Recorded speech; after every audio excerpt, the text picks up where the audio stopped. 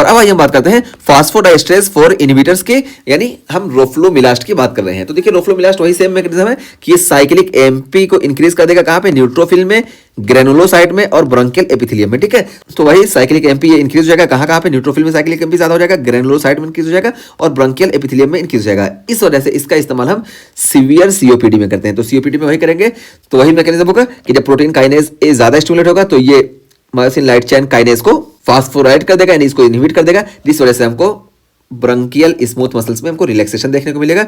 इस वजह से ये सीवियर सीओपीडी में बहुत ज्यादा हेल्पफुल होता है। ठीक है, और उसके बाद फिर हम एडवर्स इफेक्ट की बात करते हैं। तो देखिए एडवर्स इफेक्ट एब्डोमिनल पेन देखने को मिलेगा, वही मैकेनिज्म ऊपर बता के है कि यहाँ पे जीआईटी की मोटिलिटी अल्टर्ड हो जाती है, जिसकी वजह से हमको नोजिया देखने को मिलेगा और डायरिया देखने को मिलेगा, और यही डायरिया और नोजिया की वजह से हमको वेट लॉस देखने को मिलेगा। ठीक है, तो ये एब्डोमिनल पेन और वेट लॉस को देखने को मिलेगा, ये मैकेनिज्म बताया। और देखिए हमको डिप्रेशन, एंजाइटी और इंसोम्निया देखने को मिलेगा। और ये डिप्रेशन, एंजाइटी और इंसोम्निया क्यों देखने को मिलता है, तो हम यहाँ पे बता दें कि देखिए ये मीजोलिम्बिक पाथवे में ना, तो मीजोलिम्बिक पाथवे में यहाँ पे फास्फोडाइस्ट्रेस 4 जब इनहिबिट हो जाता है तो यहाँ पे जब साइक्लिक एमपी ज्यादा हो जाएगा, और जब साइक्लिक एमपी यहाँ पे ज्यादा हो जाता है ना, इस वजह से यहाँ से डोपामिन का सिक्रेशन हमको कम देखने को मिलता है। ठीक है, तो ये हम यहाँ पे बता दिए इसका। और उसके साथ साथ देखिए ये फास्फोडाइस्ट्रेस 4 जो होता है ये राफे न्यूक्लियाई में प्रेजेंट होता है, और राफे न्यूक्लियाई में जब ये फास्फोडाइस्ट्रेस 4 इनहिबिट हो जाता है तो यहाँ पे भी साइक्लिक एमपी ज्यादा होगा, और जब साइक्लिक एमपी यहाँ पे ज्यादा होगा तो सेरोटोनिन का जो सिक्रेशन था ना राफे न्यूक्लियाई से, ये कम हो जाएगा। ठीक है, तो ओवरऑल क्या होगा, हमको डोपामिन का भी सिक्रेशन कम देखने को मिलेगा और सेरोटोनिन का भी सिक्रेशन कम देखने को मिलेगा। इसी वजह से हमको डिप्रेशन देखने को मिलेगा। ठीक है, तो ये डिप्रेशन हमको इस वजह से देखने को मिला, हम यहाँ पे मैकेनिज्म बता दिए। और एंजाइटी भी इसी वजह से देखने को मिलेगी, और जब डिप्रेशन और एंजाइटी दोनों देखने को मिलेगी तो देखिए इसी वजह से हमको यहाँ पे इंसोम्निया भी देखने को मिलेगा। ठीक है, तो इंसोम्निया, डिप्रेशन, एंजाइटी ये इसी मैकेनिज्म की वजह से हमको यहाँ पे देखने को मिलता है। तो ये हम बात कर लिए फास्फोडाइस्ट्रेस 4 इनहिबिटर की, और यहाँ पे हम रोफ्लोमिलास्ट की बात किए।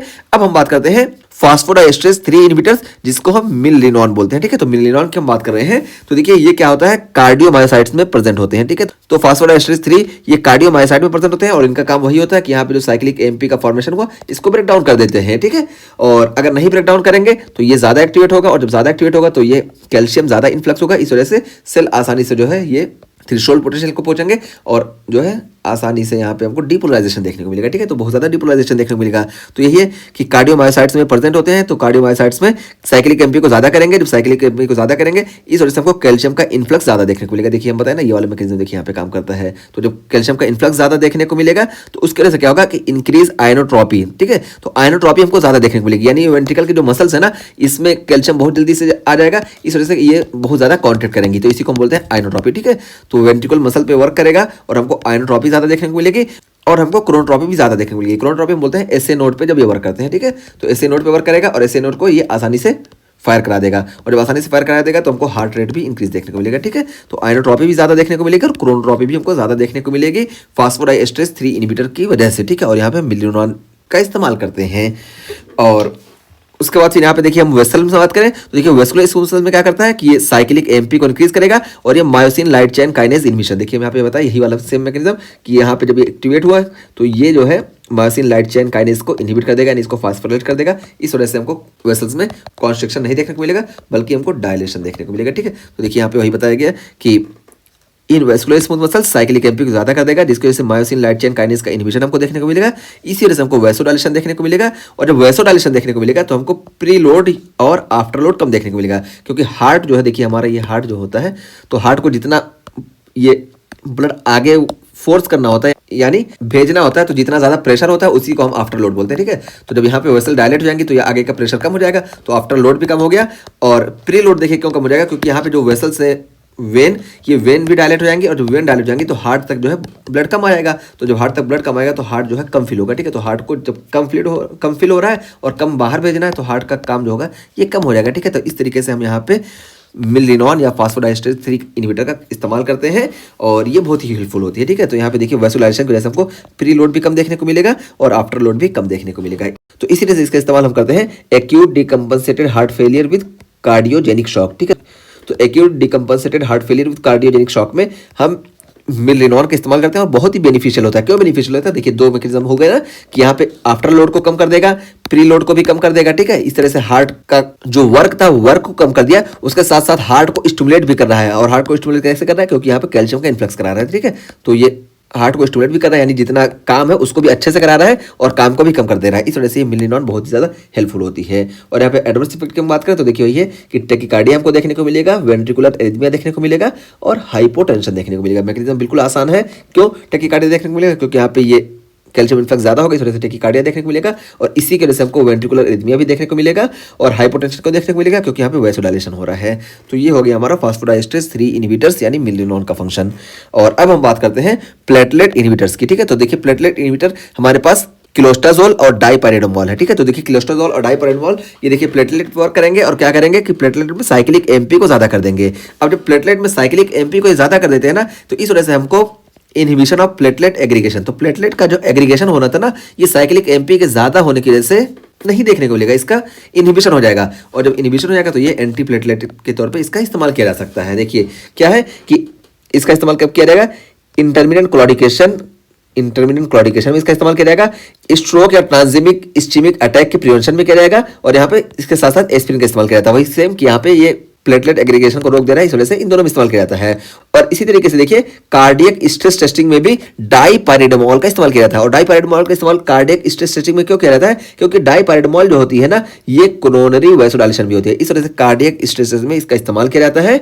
और देखिए प्रिवेंशन ऑफ कोरोनरी स्टेंट रीस्टेनोसिस, तो कोरोनरी स्टेंट जो हम प्रोवाइड करते हैं इसमें दोबारा ब्लॉकेज ना हो जाए, दोबारा स्टेनोसिस ना हो जाए, इसके प्रिवेंशन में भी हम प्लेटलेट इनहिबिटर के तौर पे क्लोस्टाजोल और डाइपाइरिडोमॉल का इस्तेमाल करते हैं। ठीक है, तो ये चीज हो गई। और यहाँ पे देखिए इसका एडवर्स इफेक्ट हम बात करें तो nausea, headache, facial flushing, hypotension और एब्डोमिनल पेन, तो देखिए सारी हम यहाँ पे पीछे बात करके आ चुके हैं कि हमको वैसोडाइलेशन जो देखने को मिलेगा ना, तो है तो फास्फोडाइएस्ट्रेस इनहिबिटर ही, इस वजह से यहाँ पे हमको ये सारे जो पीछे है ना, सबके सिम्टम लगभग एक ही तरह के देखने को मिलेंगे। हेडेक देखने को मिलेगा हाइपोटेंशन की वजह से, फेशियल फ्लशिंग भी देखने को मिलेगा उसी वैसोडाइलेशन की वजह से, और वैसोडाइलेशन की वजह से हाइपोटेंशन भी देखने को मिलेगा। और एब्डोमिनल पेन हम बता के कि DIT की मोर्टेलिटी जो होती है ये अल्टर हो जाती है, इस वजह से एब्डोमिनल पेन देखने को मिलेगा और इसी वजह से नोजिया देखने को मिलेगा। तो ये हम पूरा यहाँ पे बता दिए। अब देखिए यहाँ पे क्लोस्टाजोल और डाइपाइरिडोमॉल के बारे में कुछ इंपॉर्टेंट चीजें बताई गई हैं, वो हम बता देते हैं। तो देखिए क्लोस्टाजोल क्या है कि ये फास्फोडाइएस्ट्रेस 3 इनहिबिटर है। ठीक है, तो क्लोस्टाजोल फास्फोडाइएस्ट्रेस 3 इनहिबिटर है, लेकिन चूंकि इसका इस्तेमाल ऐसे प्लेटलेट इनहिबिटर किया जाता है, इस वजह से इसको यहाँ पे डाइपाइरिडोमॉल के साथ